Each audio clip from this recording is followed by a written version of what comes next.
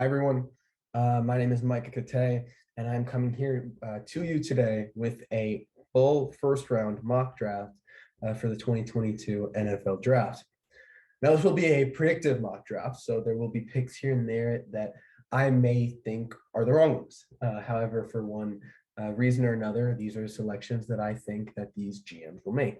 And if they do diverge from what I would do, I'll tell you why I think I would make the pick I would make, and but why I think they will ultimately make the pick that I will tell you guys.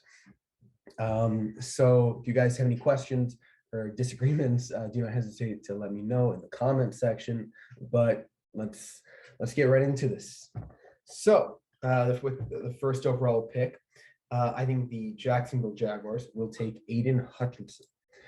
Now, I don't think they will go offensive line. It looked like for a second there it'd be Evan Neal, but then they franchise tagged Cam Robinson. And they also do have two younger, very capable tackles other than Cam Robinson. Walker Little, the rookie out of Stanford from last year, played pretty well. And they also have Juwan Taylor. And they also signed Brandon Sheriff. So I don't think that offensive line would be the pick that they will make or the pick that they should make. Although, of course, with a young quarterback, offensive line always helps. And if they didn't franchise tag Cam Robinson, I think that Evan Neal would be a great pick here. However, since they did, I do not see the need.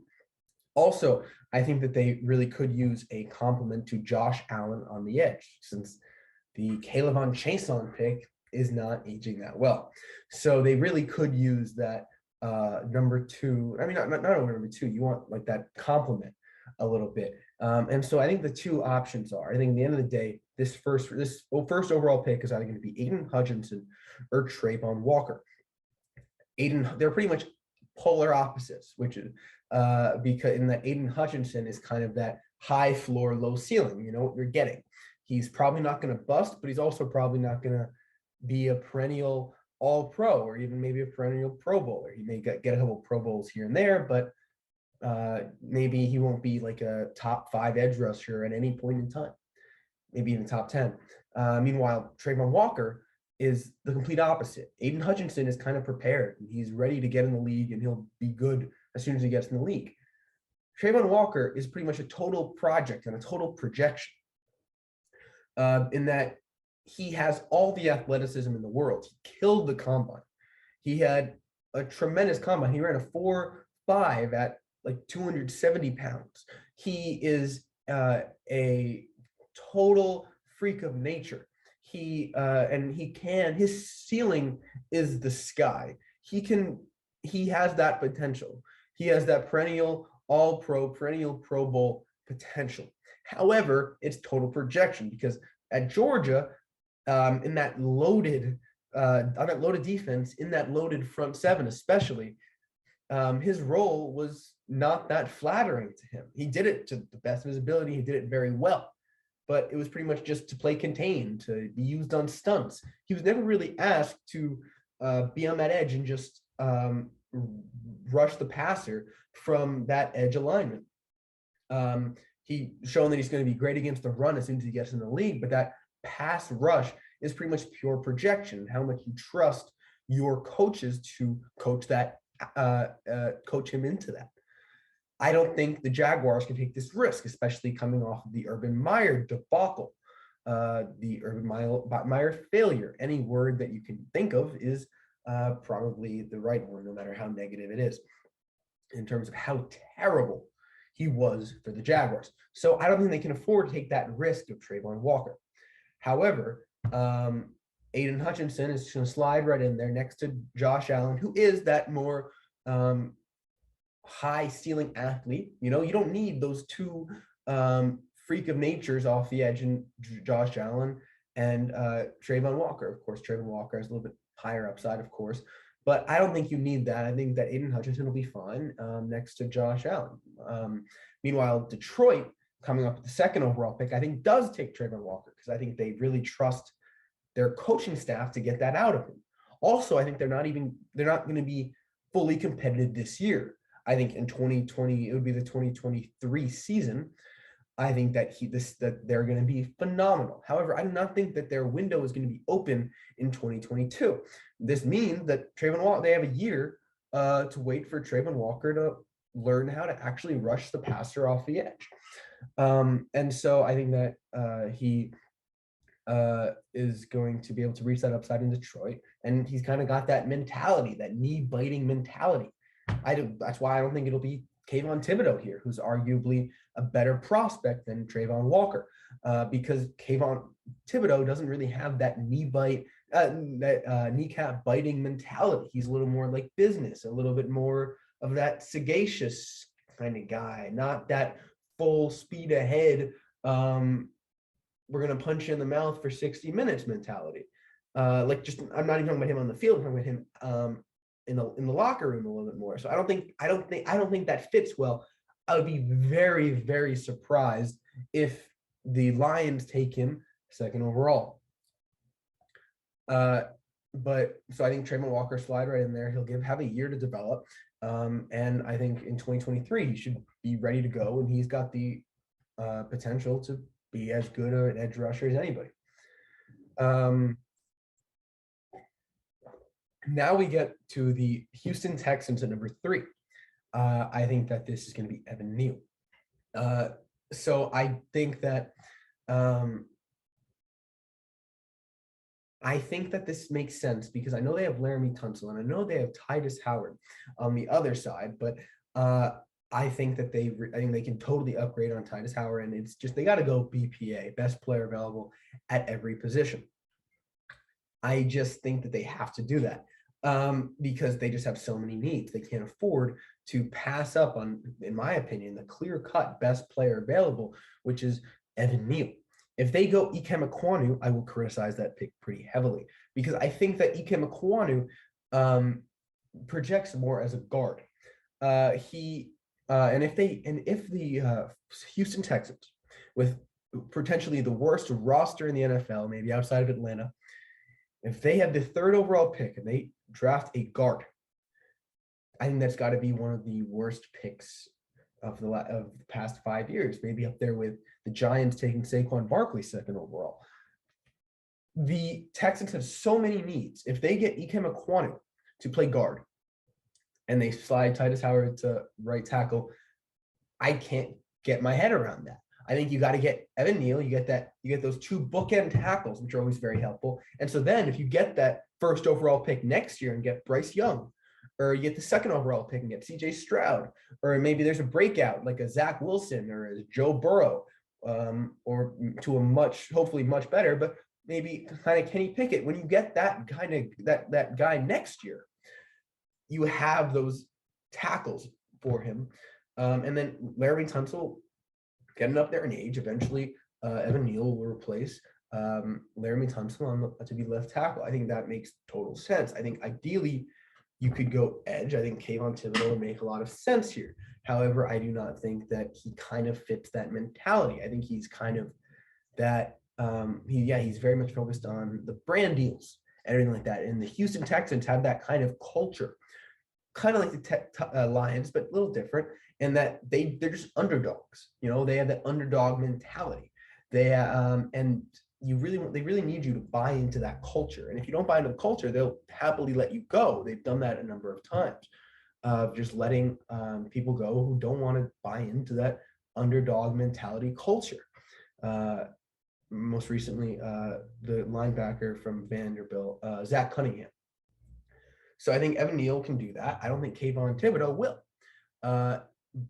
And I think that is the best pick for the Texans if the board falls like this. Okay, so now we get to the Jets here at 4. Now there are a number of directions they could go. They could go with Sauce Gardner, get that true CB1 to put on an island against those X receivers, or they could get an X receiver. They could go Garrett Wilson, or they could go Drake London, because it seems like whenever a receiver comes on the market, whether it is AJ Brown, Deebo Samuel, Tyreek Hill, the Jets are interested. They know they have that need at that true X receiver. They have a good slot in Elijah Moore, and they have that good Y in Corey Davis. However, I think they could use a complement to those two. And either one of Garrett Wilson or Drake London would make sense there. Although I think they can trust they can get one of those guys at 10. But also, I think we know that Joe Douglas loves his offensive line. However, they have, I think, a pretty good offensive line. They drafted offensive line in the first round last year and the year before. And I don't think that they should draft a tackle because they have Mekhi Becton, who I think deserves another chance with how high they drafted him and how high his potential is. So if they draft his replacement 2 years after drafting him in the first round, that would not be a great look for the organization. And they have George Fant, who's totally fine on the right side. And they also shouldn't draft a guard for the second time in as many years in the first round, as they drafted Elijah Vera Tucker out of USC in the first round last year. So I don't think Ikem Ekwonu would be a good pick here either. Just it's too early for a guard, especially because there's Kayvon Thibodeaux on the board, who I think they take. Because also we know Joe Douglas loves his offensive lineman, but Robert Saleh comes from San Francisco. And what do they do in San Francisco? They draft defensive linemen in the first round. San Francisco and Washington, that's what they do. They draft defensive linemen in the first round. And so I think that Saleh is going to try to bring that philosophy over to New York, especially when there's someone with as high upside as Kayvon Thibodeaux on the board. I mean, a couple of years ago, it looked like he was going to be the surefire first overall pick. And I think that, of course, there are some character concerns, or I wouldn't even call them character concerns, just like, I don't know, just concerns. But I think that Kayvon Thibodeaux is a great fit here with the Jets. First of all, because we all know he wants to make some money, and in New York, he's going to be playing in New York, with the brand deals, and so he's going to have that opportunity. So I think he's going to enjoy that. And of course, he's not going to get those opportunities. He's not going to get paid like he wants to without playing well. So he's clearly incentivized to play well. Also, I think Robert Saleh trusts himself, and I trust him to get the best out of him. And that's part of the reason why he was hired. He was hired part because he's a great defensive mind, but also because he's got that fire and he's going to ignite the locker room. So this is going to be a great opportunity for him to do that and bring the most out of someone who's got the physical talent of Jadeveon Clowney, but also, and I mean that in the best way possible, but also possibly in the worst way, because that is his floor in the NFL. But he's got the physical talent of Myles Garrett. There's no reason why he can't be Myles Garrett if Robert Saleh can get the best out of him, and I'm sure he can. Now we get to the Giants here. I think Ikem Ekwonu would be a slam dunk pick. Get that bookend tackle next to Andrew Thomas. I think this is a pretty simple pick. I'm not going to dive too much into it. I think if Kayvon Thibodeaux is on the board, it would make sense. Apparently, they like Charles Cross, but I think Ikem Ekwonu is a significantly better player than both of them. And I think you just slide him in at right tackle. You give Daniel Jones one more year. And then if he plays well, you franchise tag him, work on an extension. If not, you let him go and you start from square one with the quarterback. That looks like the direction they're going to go. I think it's a slam dunk pick. I'm not going to talk any more about it, especially because we got a much more complicated pick coming up right now. So I think this pick is either going to be Charles Cross, which is the pick that I would make, because all the first 5 picks is pretty similar what I would do versus what I think will happen. This is where I think those two will diverge. I think those two will be different with this pick, because I would take Charles Cross.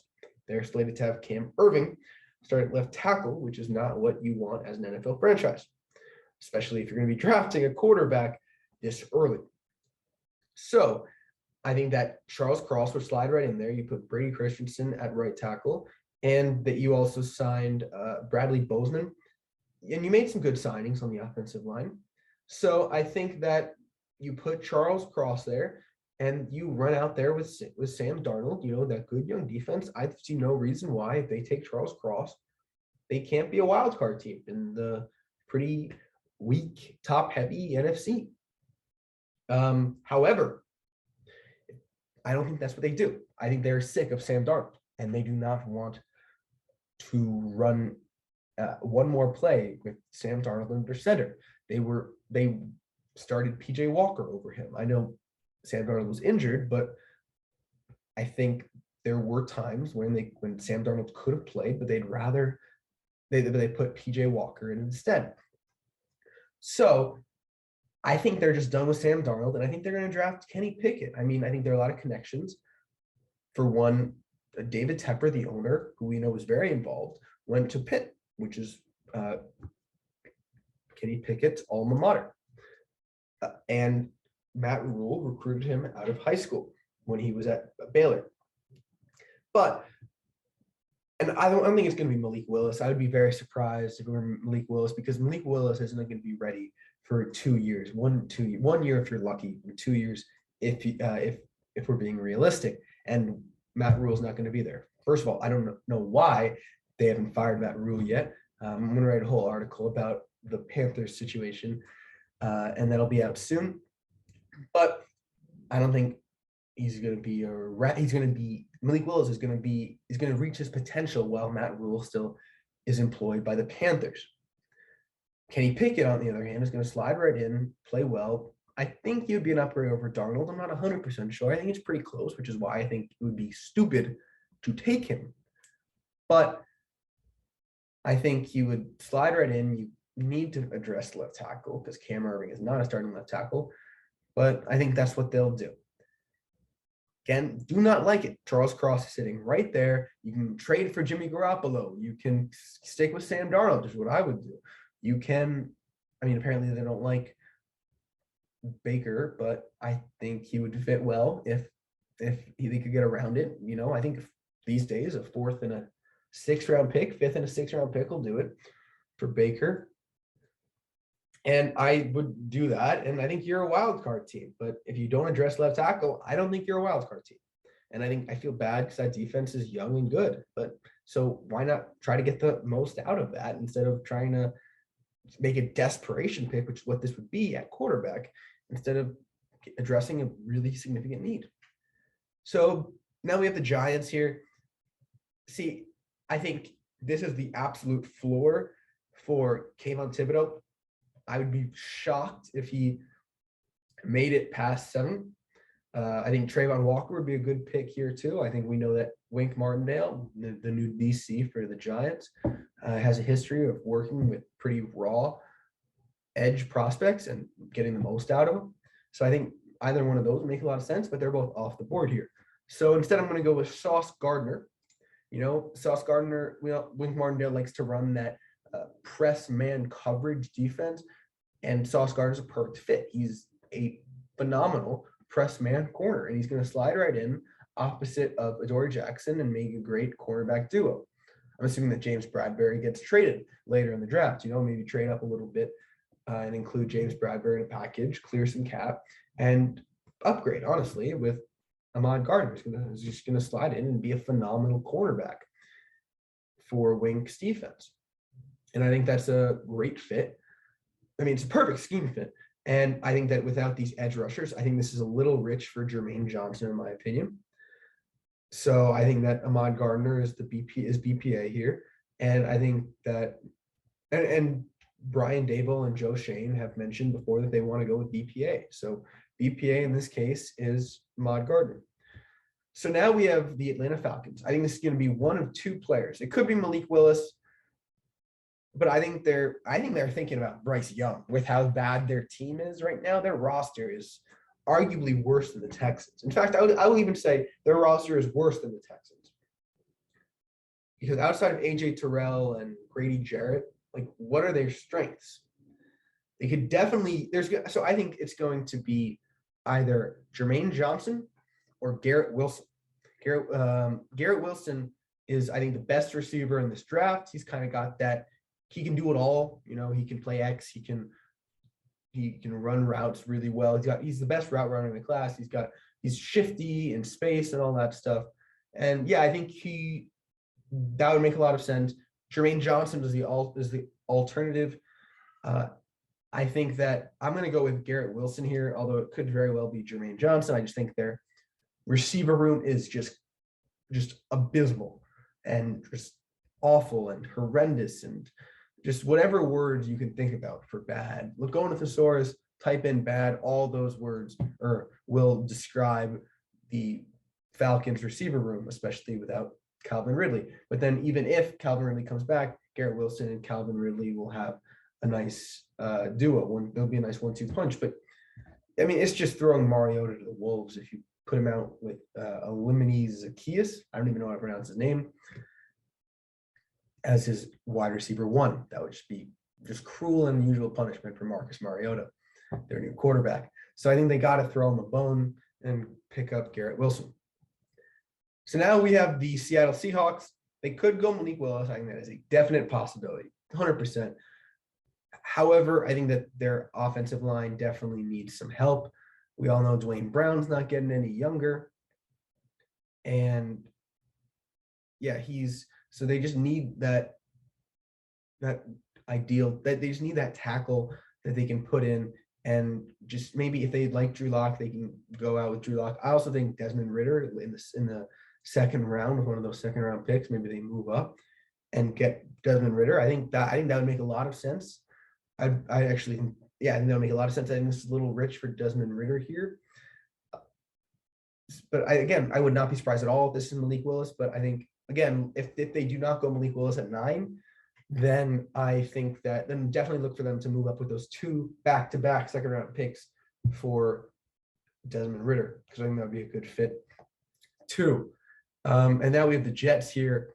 I think ideally you would want either Garrett Wilson or Ahmad Gardner to be available here. Neither of them are. So then you're looking at the wide receiver 2, who is Drake London for most people, or the cornerback 2, or your cornerback 2, who is what's his name at LSU, Derek Stingley, for most people. And so I think those are the 2 options I think you're going to be looking at, because you definitely have a need at those 2 positions. I don't think they go out of this first round without a wide receiver, with how desperate they've been for a receiver. So they get that true X receiver. And I think you have a nice diversity skill set. The thing with Drake London is he can do everything except run. His speed is very, very subpar. I think he's Mike Evans, and that's a great receiver. And a receiver you'll be happy to take at 10. I think his back shoulder ability will work well with Zach Wilson. I think they'll develop some nice chemistry. And I think, I really like that duo of Drake London and Zach Wilson. I think they can work really well together. And of course, you got plenty of speed in Elijah Moore. So it's not like you're lacking speed on that offense. So I think he's a nice complement, and he'll work really well with Zach Wilson. So now we have the Washington Commanders. I need to get used to saying that. That is I don't know. I'm not right now. Just when I was getting used to saying Washington football team, they changed their name to the Commanders. Sorry, I have the flu right now. So if my voice sounds a little funny or if I'm coughing at all, that is why. But yeah, so they could really use that second cornerback. They have Fuller, they have Kendall Fuller, who's a great corner, but they really need, I think, that like alpha corner, and I think Derek Stingley is a perfect fit here. I think that he'll slide right in. I think that their defense is pretty much ready to. They could go quarterback. Malik Willis is a possibility here, but I don't think that's what they're going to do. I think they are trying to go for it with Carson Wentz. I don't think you give up that much for Carson Wentz just to draft Malik Willis 11th overall. Doesn't make sense to me. Like, why would you give up all that draft capital and spend all that money on Carson Wentz just to draft his replacement? I think they want to compete, and Derek Stingley on day 1 will give them the best opportunity to compete. Of course, I don't know what it's like in the interview room also, and so you got to hope his character is going to be there, and you also got to hope his Liz Frank injury heals, and you got to make sure the doctors give him a clean bill of health. But if both of those happen, I think this is a slam dunk pick, and I think it makes a lot of sense for everybody involved. Now with the Minnesota Vikings, I think that this is a pretty easy pick. I think that the Minnesota Vikings are either going to take Derek Stingley or Trent McDuffie, because I think that I've even heard people say that Trent McDuffie's cornerback 1 for a lot of people. TDN has him below Andrew Booth. I think that's crazy. I think that Trent McDuffie fits that kind of Fangio, Staley inspired cover 4 defense. because yeah, he's not the biggest, but like Darius Williams played very well. He was even shorter than Trent McDuffie. And I think that Trent McDuffie is just a perfect fit for that defense that they want to run. And we all know that the Minnesota Vikings cornerbacks room has been abysmal since Xavier Rhodes just fell off a cliff. They need cornerbacks so badly, and for some reason they just can't get a good cornerback. They got Cam Dantzler, who's fine, but I mean, you need that kind of number one. I don't think Cam Dantzler is that number one, and I think that that's their biggest need by far.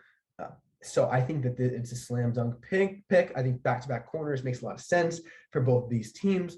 And I think if Stingley were on the board, they'd take Stingley. But I honestly look out for this on draft night. I would not be surprised if McDuffie goes before Stingley, but I would be surprised if McDuffie gets out of the top 12. Minnesota is probably his floor. Now we have the Houston Texans.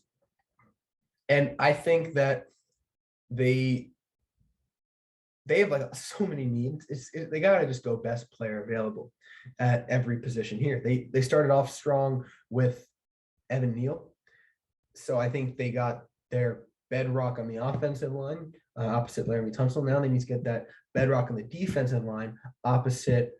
Oh, who is that guy that played so well last year? What's his name? Hold on. This is gonna drive me crazy.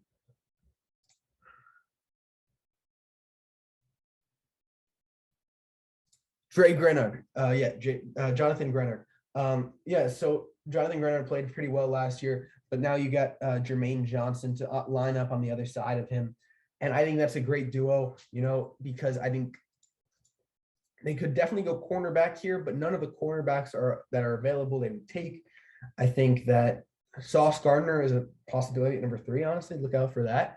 But I think that none of the corners available, because they definitely need cornerback 100%. But I don't see the value here. Andrew Booth, this is a little rich for Andrew Booth. So I think that Jermaine Johnson will slide right in. People are saying he's a top 10 pick. So, and he's got that talent. And I think he's kind of got that. He's a little older. I think he's got that mentality that I think the Texans will like. And I think he'll slide right in and be a nice number 2 pass rusher. And yeah, you address a need. And then you have two starters. You come out of this first round with 2 starters at 2 of the most important positions, edge rusher and tackle. So I think that this is a great draft for the Texans to come out with 2 first-round picks. Of course, you got plenty more first-round picks from the Deshaun Watson trade coming up down the pipeline in the next couple of years. And I think you're going to be in a position next year to take draft Bryce Young or whatever quarterback busts out next year. And you'll have a nice surrounding situation to put him in. Or maybe Davis Mills plays well with his new best friend in Evan Neal. And you can use that. You can trade down from that high pick you're going to get next year, or take Will Anderson out of Alabama. There are a lot of opportunities. I mean, maybe not Will Anderson if they already took an edge rusher here, but you know what I mean? Like a great player who's not a quarterback. Now we have the Ravens here. They have very few needs. Like you look at this, like we all remember them last year. They didn't play that well last year, but you have to realize how many injuries they had. They had an absurd amount of injuries. And if you actually look at this roster, it's pretty complete. There are very few holes that you can point to and say this needs replacing. I think that maybe the one place would be interior defensive line. So I think Jordan Davis and Devontae Wyatt make a lot of sense too. Kyle Hamilton also makes sense if they didn't just re-sign Chuck Clark. If they didn't re-sign Chuck Clark, I would say Kyle Hamilton in a second, but he's a little redundant with Chuck Clark, I would say. So I'm going to say that Devontae Wyatt here, I think he's a little bit of a better scheme fit because I think they need a little more of that 3 tech, and I don't think that that Jordan Davis is that 3 tech that they're looking for. So I think Devontae Wyatt can play 3 tech a little bit better. And you got Calais Campbell, but he's getting up there in age. So I think, and you got Michael Pierce playing the nose, and so I don't think you need Jordan Davis and Michael Pierce. So I think Devontae Wyatt is a much better fit in what they want, and I think he's He'll pair up well. Edge rusher makes sense too, but they got Tyus Bowser and Odafe Owe. So I think they got a pretty complete team, really just dive into this pass rush and take Devontae Wyatt, because you don't want Calais Campbell playing 3 downs or maybe even 2 downs at his age. You want him off the field often. And Devontae Wyatt can help you do that, because I don't think you're going to make a difference maker. You could take it a receiver, but I mean, I think they feel pretty good. I think they feel pretty good with Rashad Bateman, who was injured last year. So I don't think they have too many needs, and Devontae Wyatt will make sense for them. So I know a lot of people are wondering, where is Kyle Hamilton? When's he coming off the board? Because a lot of people have him as a top 5 player in this class, but I don't see it. And so I'm going to have him come off the board right now. There. So I think that he's a great fit for the Eagles here, sliding in that strong safety, so you don't deal with Anthony Harris. He's a immediate upgrade over Anthony Harris. They could obviously go cornerback. Andrew Booth is a possibility here. Would not be surprised. They could also go edge rusher. Would not be surprised there. But I think it's a little early for Karlaftis. Although I think 18, their pick 18 is coming up. So stay tuned. And I think Kyle Hamilton is best player available. And I think that he would slide right in on that defense. And you know how they never want to take linebackers? They could take a pseudo linebacker in Kyle Hamilton, because that's basically what he is. A lot of people think he's a top 5 player. I'm not there. He does not have the speed to be like a rangy free safety. I think he's a box safety, but he doesn't have that hit power. He's not great when he's like when he comes in contact with the offensive line. He's not great at shedding blocks that well. So he's a strong safety who he's not great at shedding blocks, and he doesn't have the range. Everybody points to that Florida State interception, but his combine 40-yard dash was not great, and that shows up on tape. And he's also not the most aware in zone coverage, but what he does do well is he is very long, and he's great at getting into those throwing lanes, and he's got just all the length in the world, which is phenomenal, which means I don't think he's missed a tackle, because he just wraps up and gives you a hug with his wings almost. That's what they look like sometimes. And he's also great in man coverage against tight ends. But but against slot receivers, he's abysmal. He doesn't have the speed, the hips to keep up with those slot receivers. You put him on a tight end, you're golden. Put him on a slot receiver, you're not. So I think he's very limited. But I think that the Eagles here are a great fit for him. Now we have the New Orleans Saints. You could say quarterback, but I think this, from everything I've heard and from intuition, it makes sense that this trade they made with the Eagles was because they think they have what it takes to compete this year. I think that they really believe that they can compete this year with Jameis. So I don't think they're going to take a quarterback here. I think they're going to take a quarterback later in the draft. But not here, because I think they really want to go all in with Jameis for whatever reason. I'm not a fan of the trade. I think it's mortgaging your future I don't know. I don't even know why. But I think they wanted to leap the Chargers and get a tackle in Trevor Penning. They lost Teron Armstead in free agency to Miami. And so they want to just get Trevor Penning, put him at left tackle, and hope that you can compete. Get another player at 19 that you also believe can help your team right away. But I don't think they want to get Malik Willis here. I think they want to compete with Jameis for whatever reason. And they just have faith in Jameis that he'll turn it around coming off an injury. And also they signed Andy Dalton. So I don't think they're going to be looking at Desmond Ridder, because I think if they didn't sign Andy Dalton, then you could say that maybe they signed Jameis Winston to be a backup, and Desmond Ridder makes sense. And as a rookie quarterback, get the quarterback on a rookie contract. And I get the Andy Dalton signing was for a lot of money, but I think they could assume that Desmond Ridder would be available at 16 or 19. Because if he went before that, I would criticize that pick very heavily. So I don't understand why if they take a quarterback, I'll be very confused, because why would you mortgage your future when you already could have taken a quarterback? Because all they did was pretty much move up 2 slots and jump the Chargers, because they had the 18th overall pick. It's just a very confusing trade. I think at the end of the day, they want to go on they want to go all in with Jameis, and they think getting a tackle and jumping the Chargers to do that is the best way to go and all in with Jameis. Now we get to the Chargers. So pretty much for this entire process, Jordan Davis has been mocked here. And so a lot of people are going to be saying, oh, no, it's got to be Jordan Davis. But I don't think that's what they're going to do, because they signed Sebastian Joseph Day, who also plays that nose tackle. They also, an under the radar signing was Austin Johnson from the Giants, who also is a great run defending defensive tackle.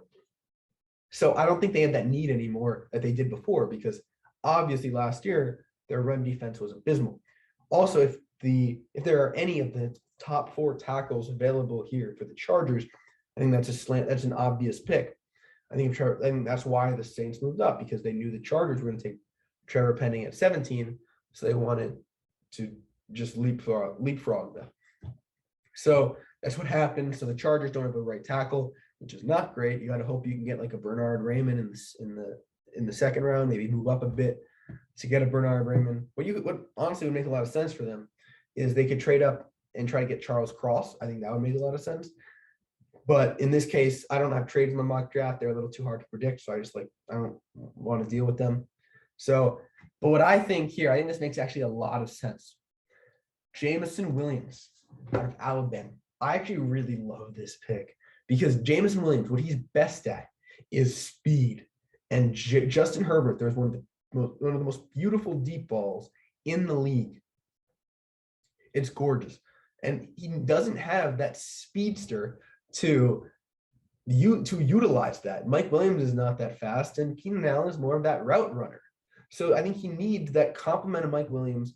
I think also Jameson Williams, I think one thing that's really underrated is getting those complementing skill sets with your receivers. And I think that's what Jameson Williams provides, because they got that big body red zone threat in Mike Williams.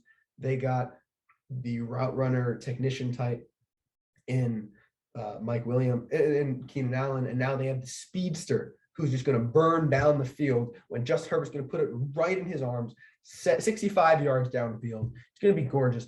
And I just think it fits so well, because they've seen the Chiefs throw all over them for too long. They now want to do that themselves. They don't want to start that rookie they drafted last year, where's number 15, in this powerhouse of an AFC West. And they see that the Chiefs are weak, and so they want to attack with their offense, because they know they have an opportunity to have a better offense than the Chiefs. And Jameson Williams gives them that opportunity. Also, I think if they didn't take Jameson Williams, there's a chance the Chiefs try to trade up to get Jameson Williams. So also you keep Jameson Williams out of the reach of one of your division rivals, assuming the ACL checks out. But I have faith in modern medicine, and ACLs seem to heal pretty consistently. So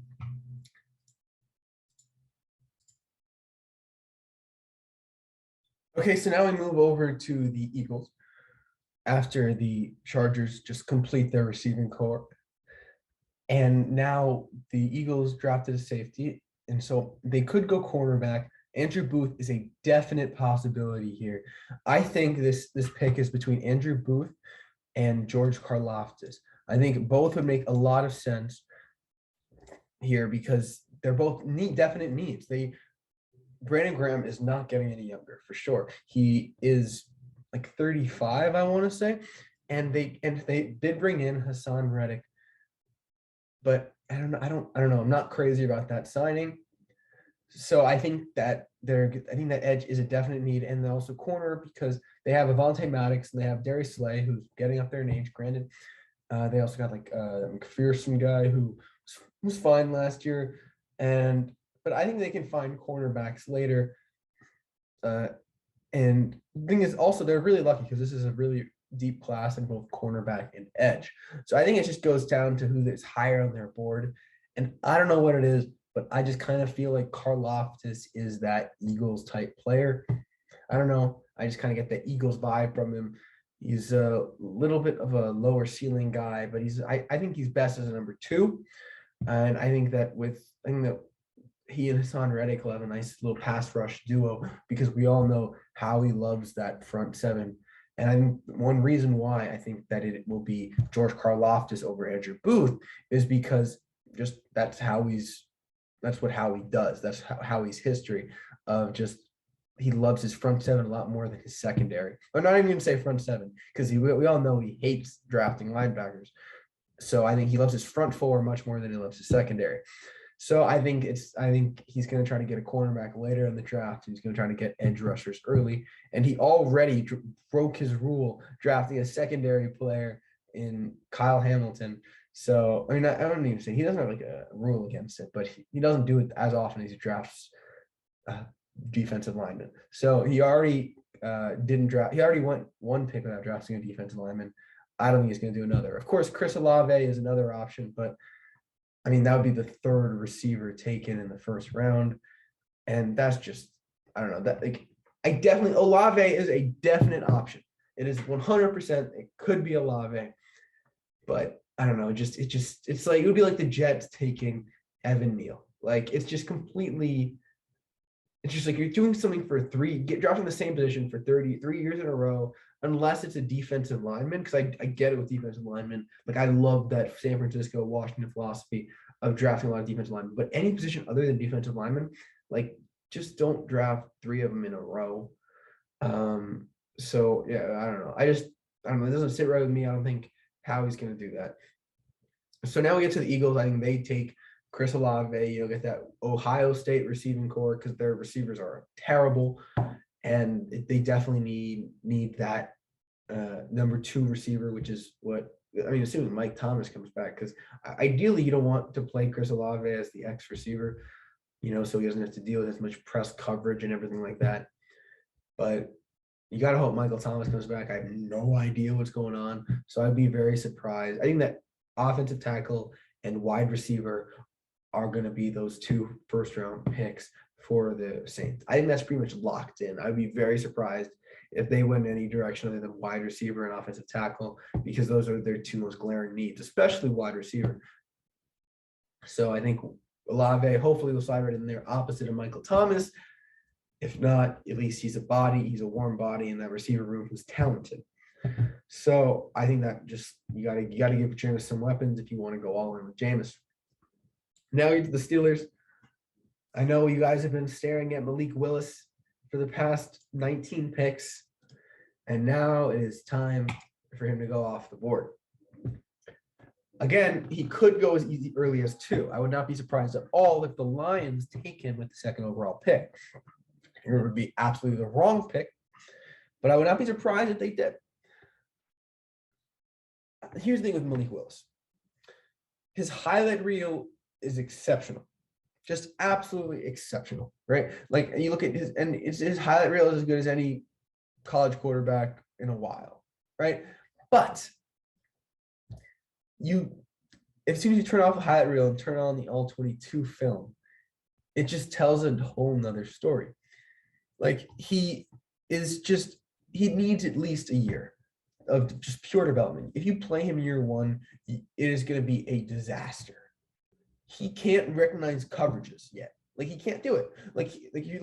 He cannot look at the field and decide, oh, hold on, so that's a cover 2, so I know my receiver is going to be open down the middle of the field here. Like, he doesn't do that. That's just not what he does. He just has that first read that he locks on way too much, and he'll just throw to that guy.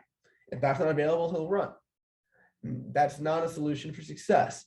He's it's kind of like what Jalen Hurts did early on. And again, he's just now playing kind of well. Of course, Malik Willis is better than Jalen Hurts, and he's got, of course, his upside's the moon. Everybody knows that. Everybody knows that Malik Willis, his upside is the moon. I think probably he will go earlier than 20. I think he can go as high as 2 to the Lions. Not be surprised at all. He can also go 8-9.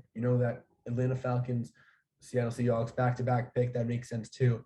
I would also not rule out the Steelers trading up for Malik Willis, because we all know this is Kevin Colbert's last year, and his going away president of the Steelers is going to, he said he wants that to be a quarterback, the future.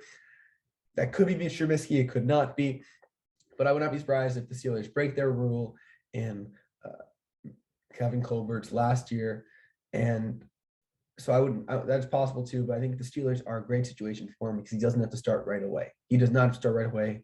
They can go with Trubisky. If Trubisky plays well, they can trade Trubisky when his value is going to be very high, or they can trade Malik Willis, who everybody knows, who everybody remembers, has a really high upside, and they assume will learn a lot from Pittsburgh. Also, Pittsburgh has like a phenomenal culture and everything like that. So I think that would be an ideal fit for Malik Willis, but he's got, again, that elite athleticism, not elite, he's not elite arm strength, but very, very good arm strength, I would say. Again, he just locks on that first read way too much. And he kind of he's kind of got that wandering eye, and I'm not talking about his fidelity. I'm talking about like when he's going through his progression, he doesn't know how to go through his progressions, is what I'm saying. His eyes just wander around. It'll like look at his offensive lineman sometimes, he's like going through his progressions and like look just offensive lineman. I don't know why. It's just funny. And like he just doesn't have that. Also, he doesn't have to recognize blitzes. He's just so unbelievably raw. He's like a ball of clay you have to mold. Not even like, he's just a ball of clay you need to mold from square one. I think Pittsburgh is going to be a great situation for him to do that. And I think that's a great fit. And I think that's ideal for Malik Willis here too. Because if you go to Atlanta, then you have like nobody around you for a couple years. If you go to Carolina, they're going to play you way too early because they're going to be fighting for their jobs. And so I think that Pittsburgh would be ideal for Malik Willis. I think this should be his ideal landing spot. And I think it's pretty realistic that they move up for him. I don't think it's too realistic that he falls to 20, but like that's the way that it went for me. Again, I think he's probably going to slide in somewhere, but I don't know. He's just so unbelievably raw. But also he's like 20, he's pretty old. I think he's almost 24, which is like, it's odd that he's so raw at such an old age. That's another thing to keep in mind. But apparently he's a great kid. And the sky's the limit for him if he can reach it. But again, his floor is as low as any quarterback in this class. So now we get to the Patriots. I think this is one of two people. I think that it will either be Leo Chenal, who they for some reason have very low. They have him at 64. I think Leo Chenal will make a lot of sense, kind of as that Dante Hightower replacement as Dante Hightower ages, that thumping, big body linebacker who is just not great in coverage, but he just will just thump you.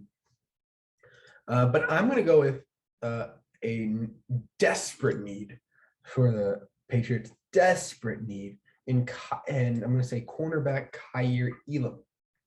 I think he's an ideal scheme fit because we know that Bill Belichick loves to run man coverage, and they just lost J.C. Jackson, so it's a huge need. And Kaiir Elam can slide right in, and he's already very good at man coverage and that press man coverage that Bill Belichick loves to run. I think it's a perfect scheme fit, and which is why I think he's a better scheme fit than Andrew Booth. Even though I think Andrew Booth is a better prospect, I think that Kaiir Elam fits that Bill Belichick system much, much more. Now we have the Packers. They got to go receiver. They do not draft a receiver 22 overall. It's just, I can't even believe it. I mean, it would be absurd. I think Treylon Burks would make a lot of sense. They run that kind of that Shanahan offense, and Treylon, and we look at those most successful Shanahan offenses. In San Francisco, they got Deebo Samuel. In Tennessee, they have A.J. Brown. And, and he can be that kind of receiver. He's kind of got those A.J. Brown comparisons.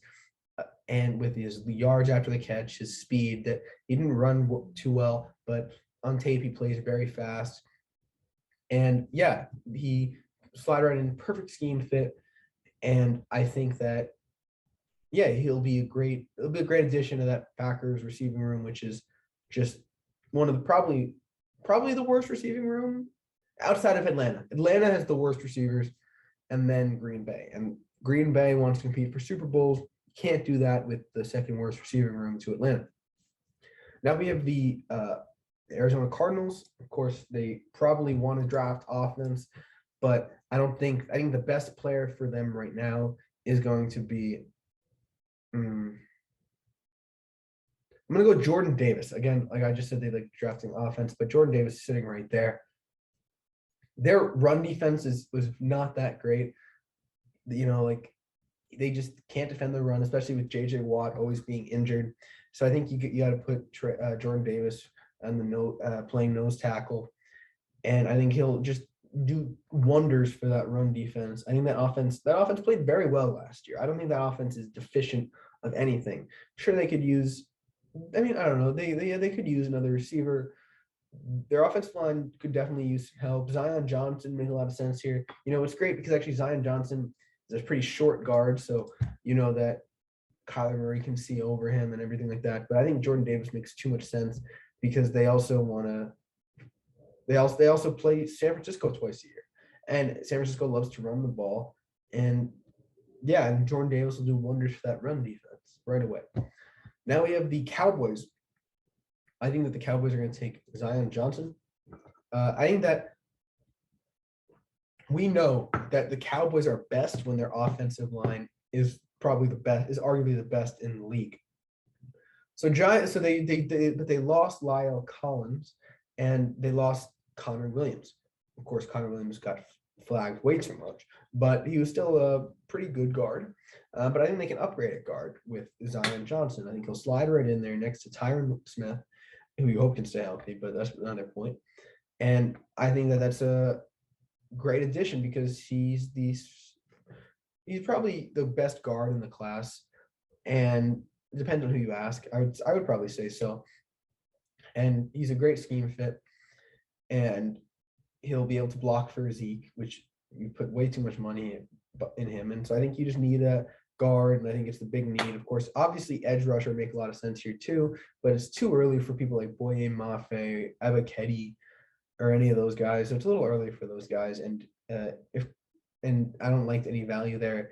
If Devonte Wyatt were available, I think this would be a great fit for him. But as the board falls as it is here, they really need help on that interior offensive line.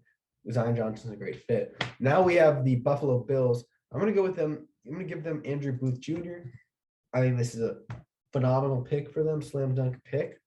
They need cornerback. They need a cornerback opposite of Tre'Davious White, and Andrew Booth is going to just slide right in there and be a phenomenal cornerback. I mean, he's a great scheme fit. He can run both zone and man, and he'll play well in that cover 4 defense they like to run in Buffalo.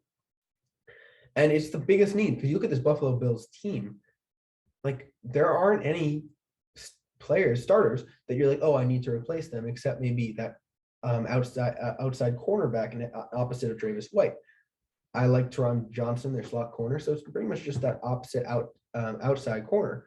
And I think Andrew Booth will slide right in there, and then I don't see any other holes for this team. Sure, they could use maybe an interior defensive lineman. Sure, Devonte Wyatt make a lot of sense here, but he's off. He was off the board a while ago here. So I think it's a phenomenal pick. I also, honestly, trade up for an elite.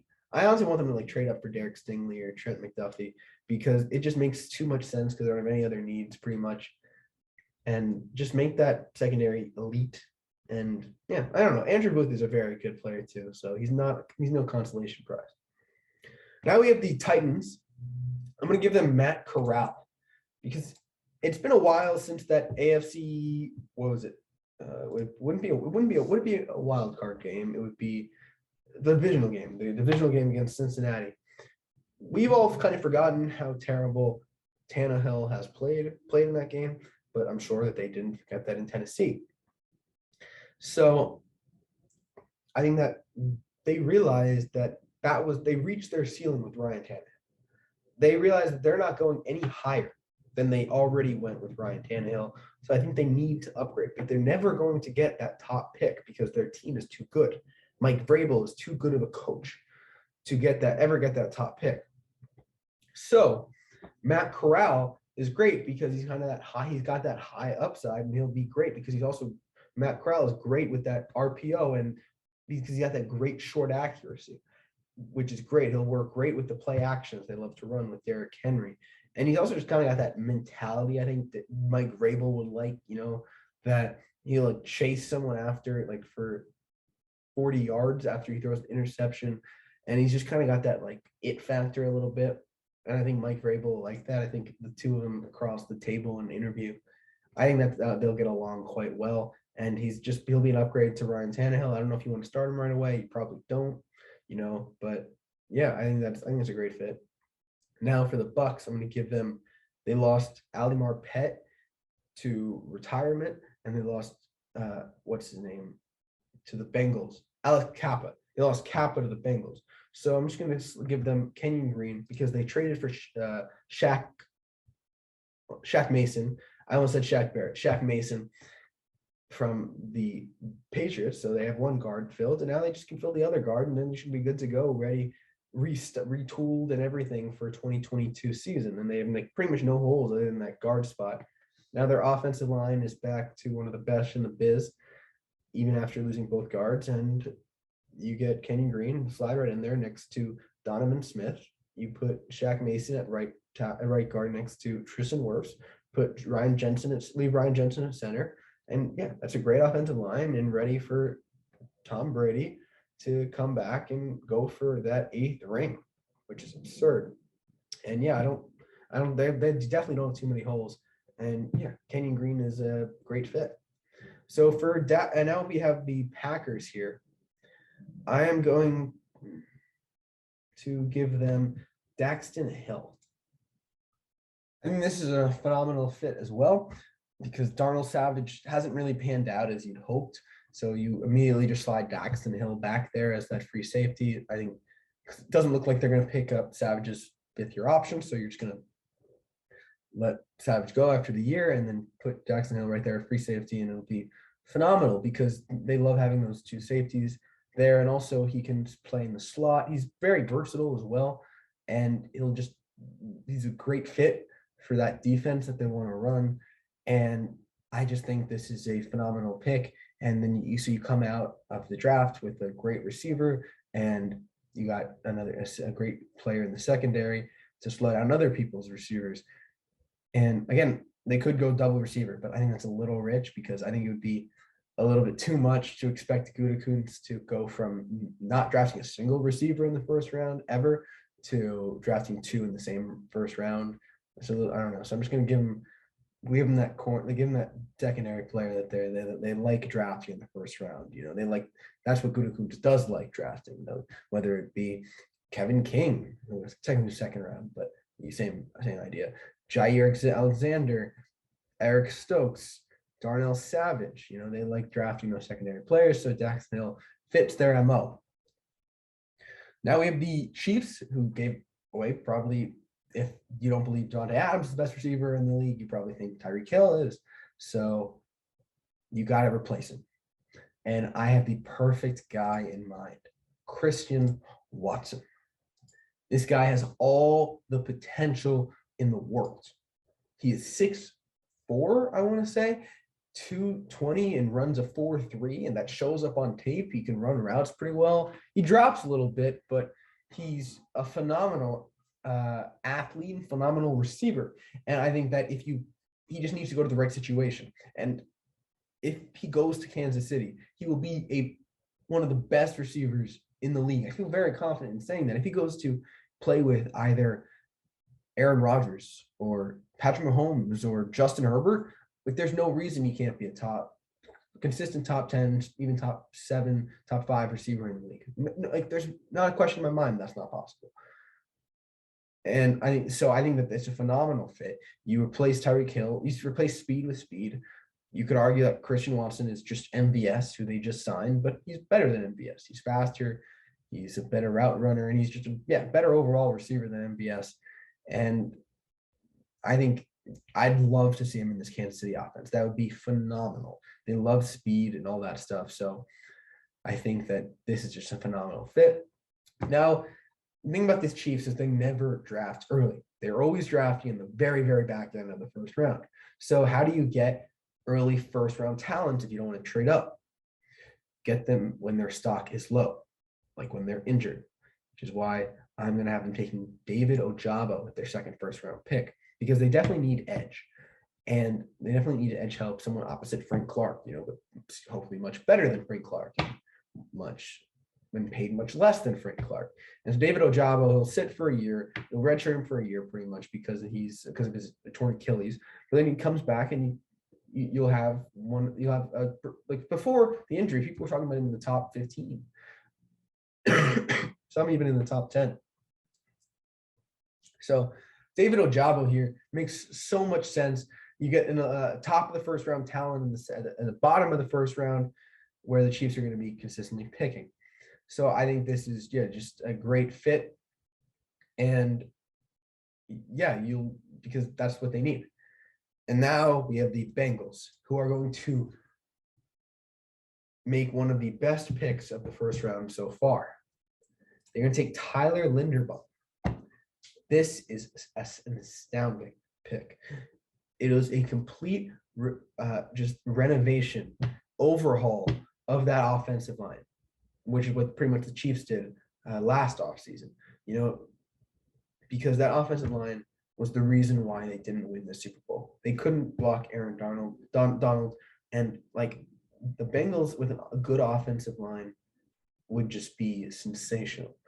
They could use another corner. I expect to use their second round pick on like a Roger McCreary or something like that. That would make a lot of sense. But Tyler Linderbaum here means that they're going to go from, on paper, key distinction on paper, doesn't have a top 10 offensive line, I'm going to say, because you got Jonah Williams at left tackle. You got Lyle Collins at right tackle.